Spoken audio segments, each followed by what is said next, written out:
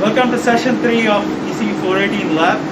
In this session, we'll talk about metal deposition, especially on the backside of the silicon wafer.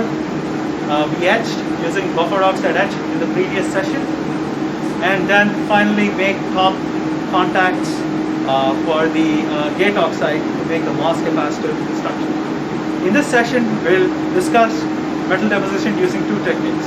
One is thermal evaporation, using a cooked evaporator where we will deposit aluminum on the as a blanket aluminum layer on the backside of the wafer. This will be followed by sputter deposition where we'll be using a shadow mask where we'll form a pattern of circle dots of a diameter of 1 millimeter to make the MOS capacitor structures that we will measure in a later class.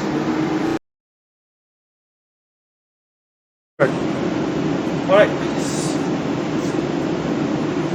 First step we're going to do today is to actually do thermal evaporation of aluminum as a backside contact for the silicon wafer that we have etched in the previous class. As you can see, this is a thermal evaporator over here, also known as the cooked thermal evaporator. A common feature for any thermal evaporator is to have a heating filament that is usually made out of tungsten, which can withstand high temperatures. And the source material is usually placed inside the heating filament. In our case, it's an aluminum pellet. And each aluminum pellet, like this one over here, results in around 100 nanometers thick film. So that's a good measure. There's a high current that is usually applied of around 20 to 30 amps. Again, this depends on the material that you're trying to deposit. Something like gold takes up close to 160 to 180 amps to generate the I2R heat to vaporize it as well, but something like aluminum, this requires 30 to 40 amps.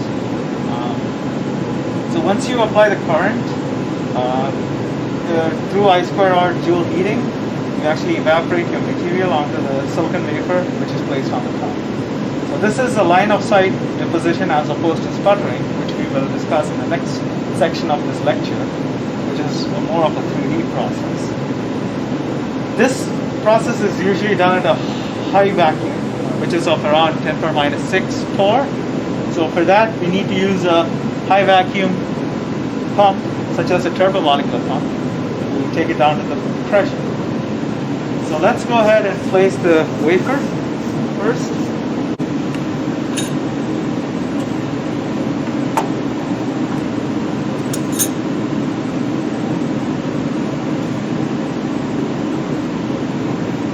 Since we want to coat the backside of the wafer, we'll place the wafer facing, the backside facing downwards in this spot.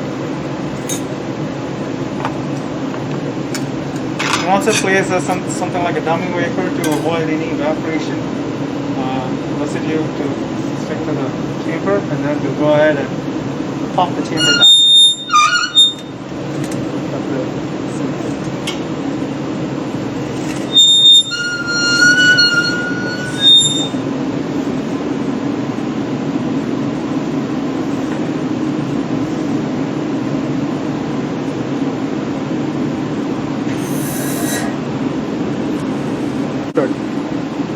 Now you can see that the pressure gauge, which is a convection gauge, is pumping down the chamber, main chamber.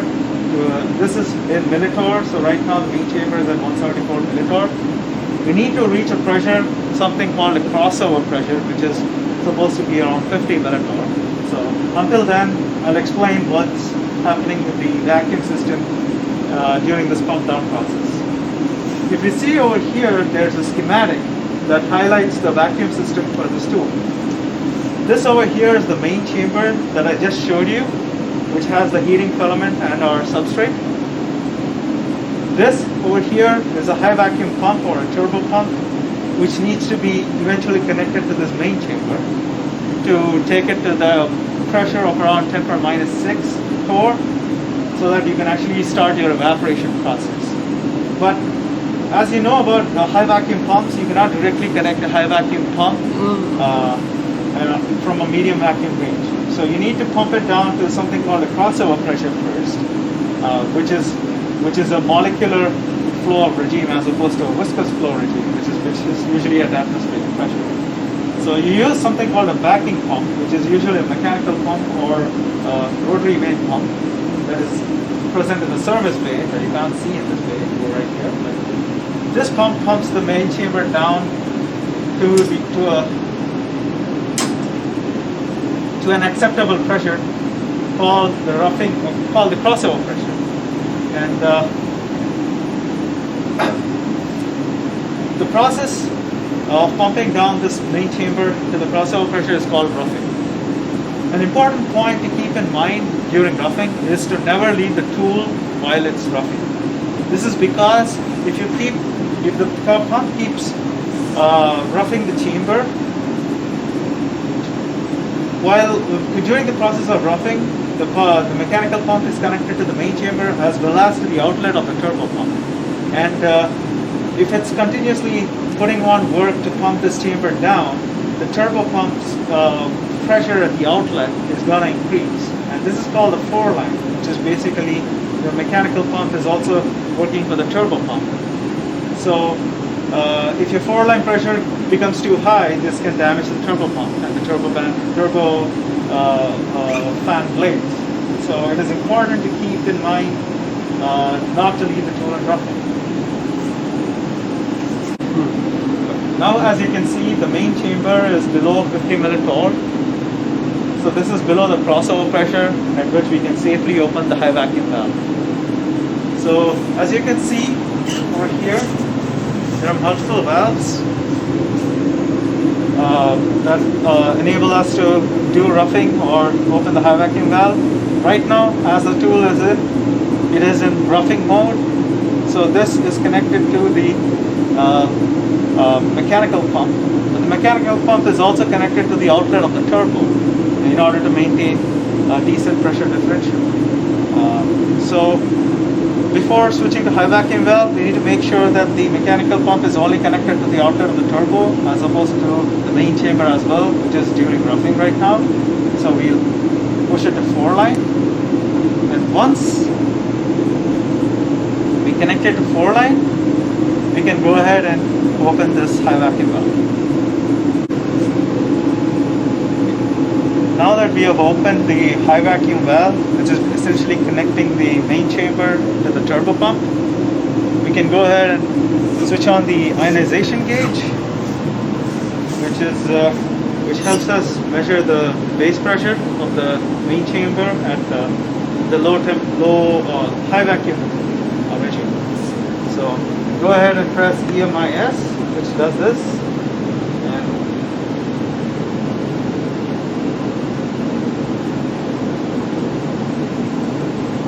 You can actually see that the chamber pressure is around 3 into 10 power minus 5 regime. So to deposit, we need to make sure that we are around in the 10 power minus 6 range. So we need to wait until it reaches around 9 into 10 power minus 6. You want to see how an IG looks like when it's in action. You can see that it kind of looks like an incandescent bulb. Just zoom in.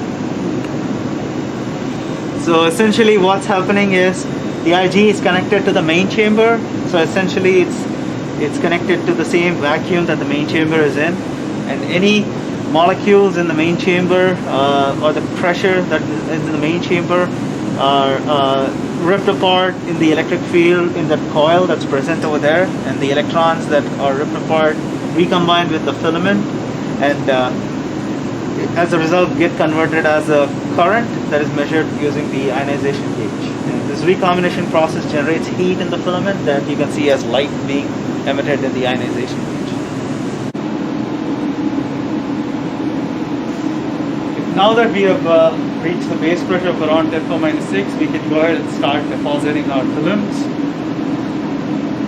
The way we can actually see the films being deposited is through something called the thickness monitor. So there is a quartz crystal microbalance that is present inside the chamber that basically vibrates at a certain frequency. And as the material is being deposited, there's going to be a shift in this frequency. And as a result of the shift in this frequency, you can accurately measure what the thickness of the film that is being deposited is. So we can use this thickness monitor as a reference to see when the evaporation actually starts, when we start supplying current to the filament where the aluminum pellet is. So let's go ahead and switch this on. Power, and slowly ramp it up.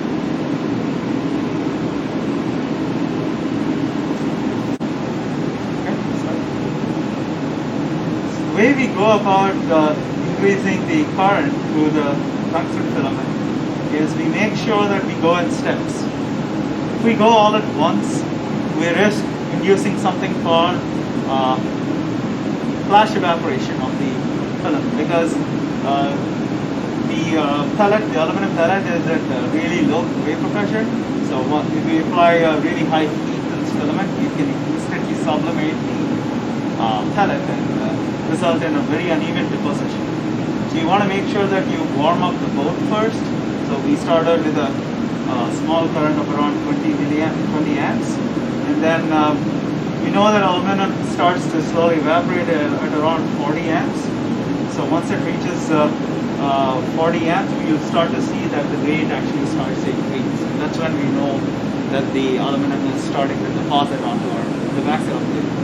Once we start to see an acceptable rate, we can go ahead and open the shutter and then start our deposition where we can measure the thickness of the aluminum filament. Start to see an acceptable rate of around 1.9 to 2 angstrom per second. We can go ahead and open the shutter to start depositing our filament. As you can see, the current is at a steady 40 amps. Make sure to change the potentiometer accordingly to keep the current in an acceptable range. Sometimes the phase transitions can change the overall resistivity of the boat, and this can increase in the current.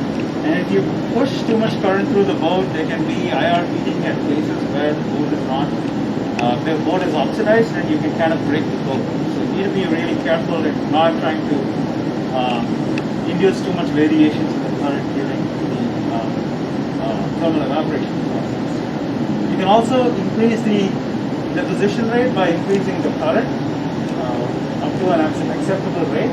So as you can see right now at around 45 amps or 50 amps, you can see a rate of around 5 amps. A good rate for deposition is usually around 10 angstrom per second. This way you don't consume too much time depositing your filament. Now that we can see that even with 45 amps, the rate is eventually starting to fall. This means that we are close to running out of our pellet. But it's okay because we will have close to 100 nanometers thick film already that is deposited on the backside of our silicon wafer. So once we reach around 90 nanometers, we can go ahead and shut.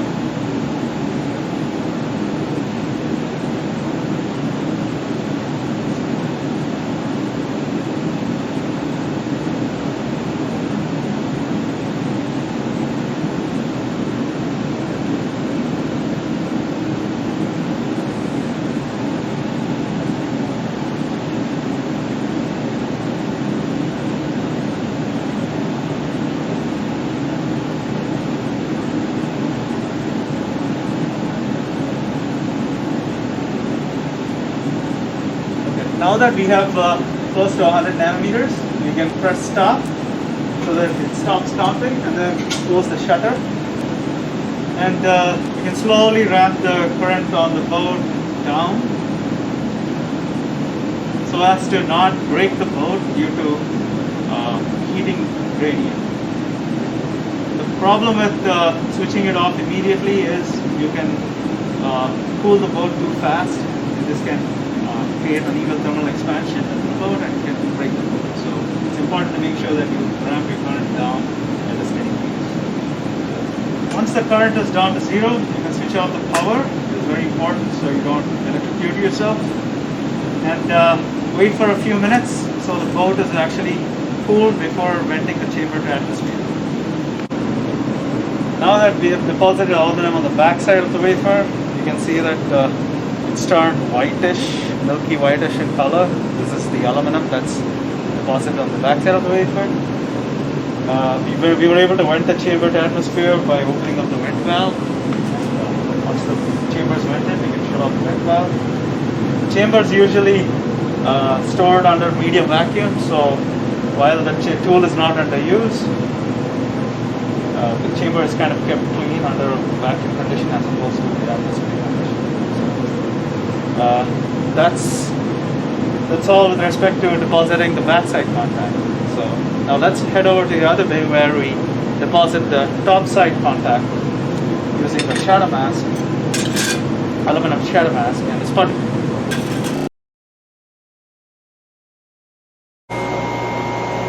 This is the masked nitride spotter system, which is capable of sputtering nitrides as well as metals.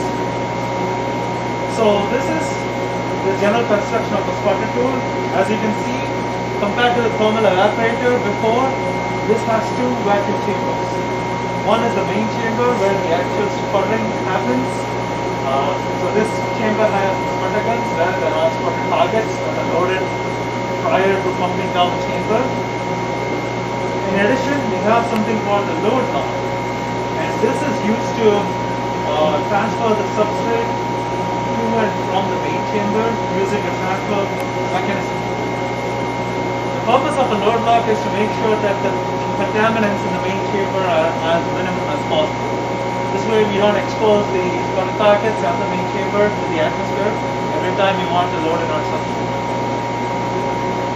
It is important to keep in mind that both of these are high vacuum systems. So again, each vacuum chamber with the load lock and the main chamber is connected to a separate turbo pump, which is backed by a mechanical pump.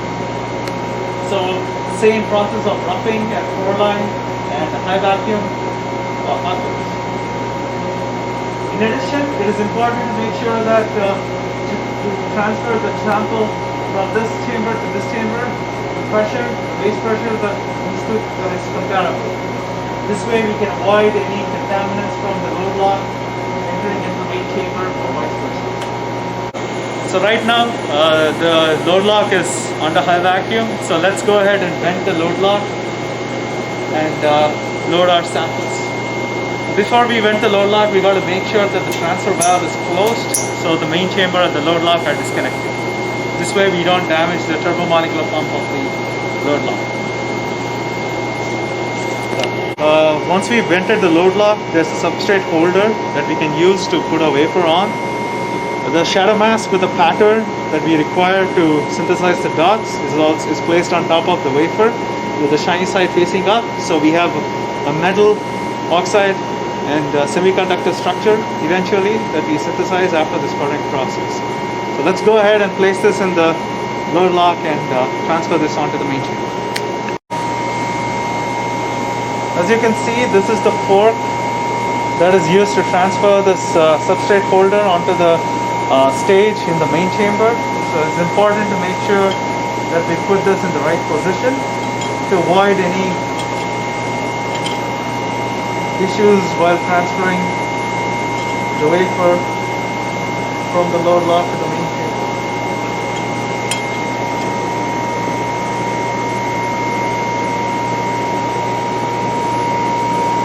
It's also important to see that we keep the vacuum surfaces clean so it reaches a high vacuum. Vacuum surface over here is a very finely machined surface, as you can see, and there's an O-ring that is used to seal the surface with a counter pressure knob, and this is good enough to take it down to 10⁻⁷ torr range.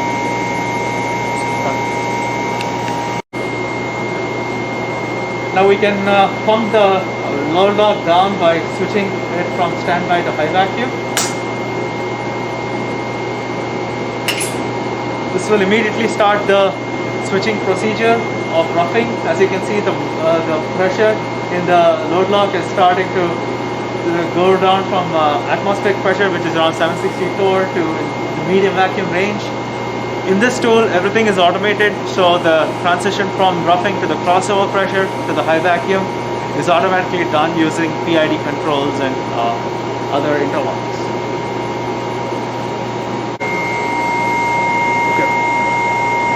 Okay, now that the pressure in the load lock is comparable to the pressure that is the IG in the main chamber, we can go ahead and open the transfer valve to start the transfer process from the load lock to the main chamber.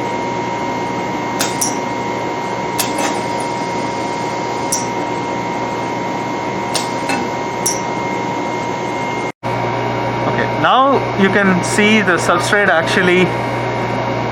with a fork making it to the main chamber's chuck. So it's important to keep in mind that the stage is below the level of the fork while loading it into the main chamber. And once it's directly above the chuck, you can use an external joystick to move the stage up and down to kind of mate with the substrate chuck.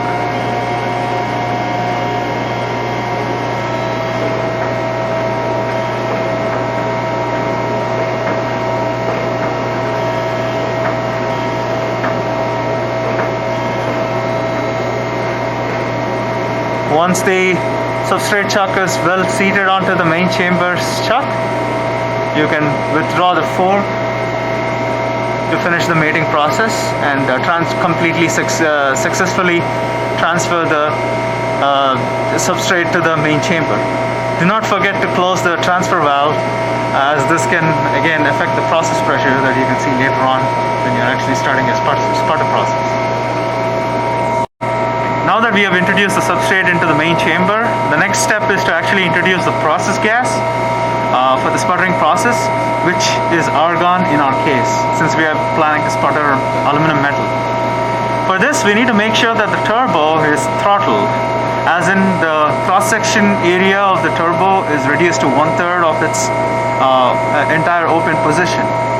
If you look behind the substrate, there is an empty void, which is the turbo pump.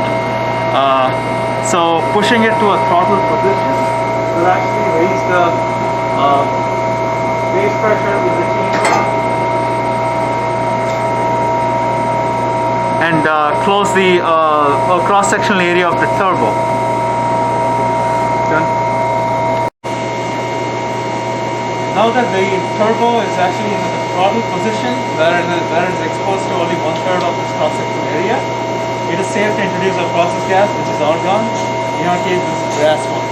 So we can go ahead and switch on the MFC, which introduces the process gas, and then turn it on actually with a preset flow rate of 30 skims, which results in around 4 millitorr of base pressure in the main chamber.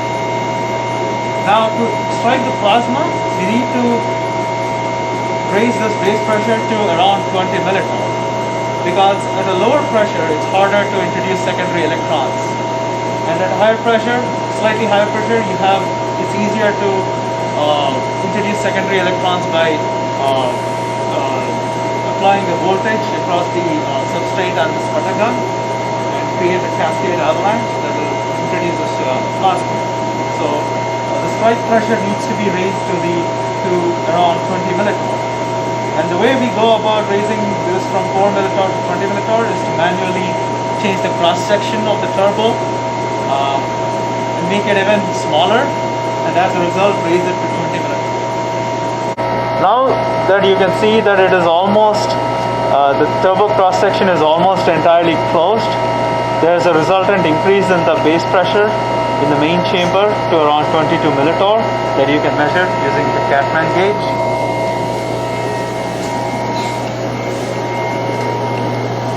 Now we can go ahead and strike the plasma by switching on the RF power from RF on to RF off to RF on.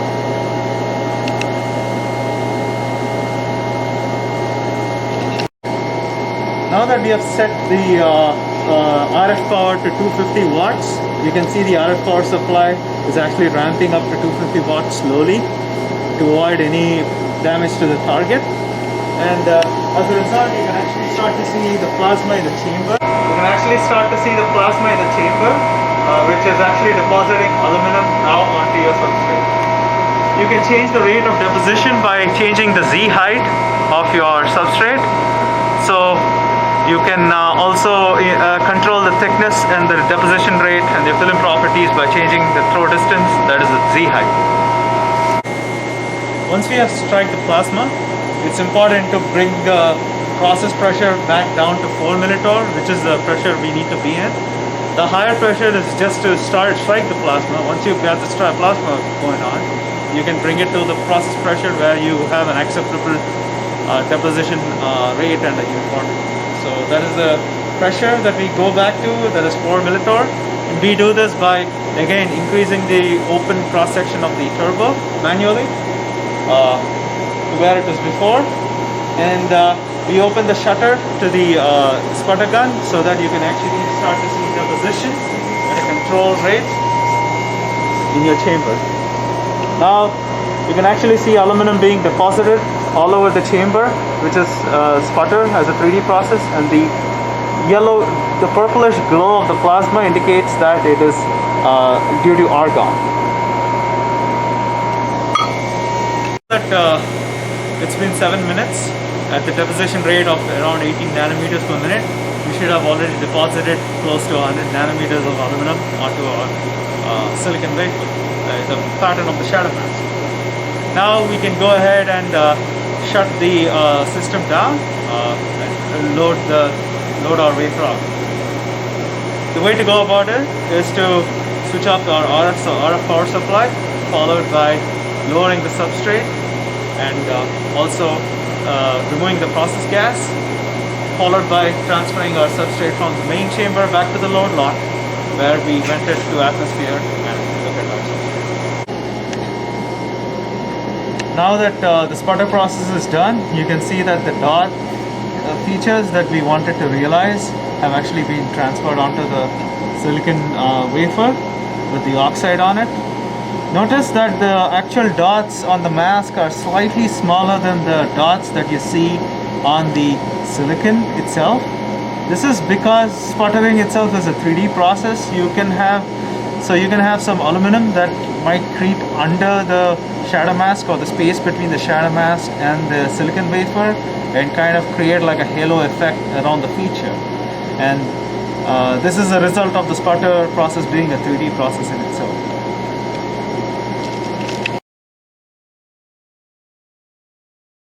Okay, now that we have synthesized the MOS capacitor structure using a silicon wafer, performing an oxide followed by a backside etch, and then depositing the backside metal contacts using thermal evaporation and the top metal contacts using a pattern transfer sputter process, we can go ahead and measure the MOSCAPs. This will be done in the final lecture where we will, once we synthesize our MOSFETs, we go ahead and characterize our MOSCAPs and MOSFETs together in a characterization lab with probe stations. So let's meet again for the next lecture where we start with fabricating our MOSFET transistors.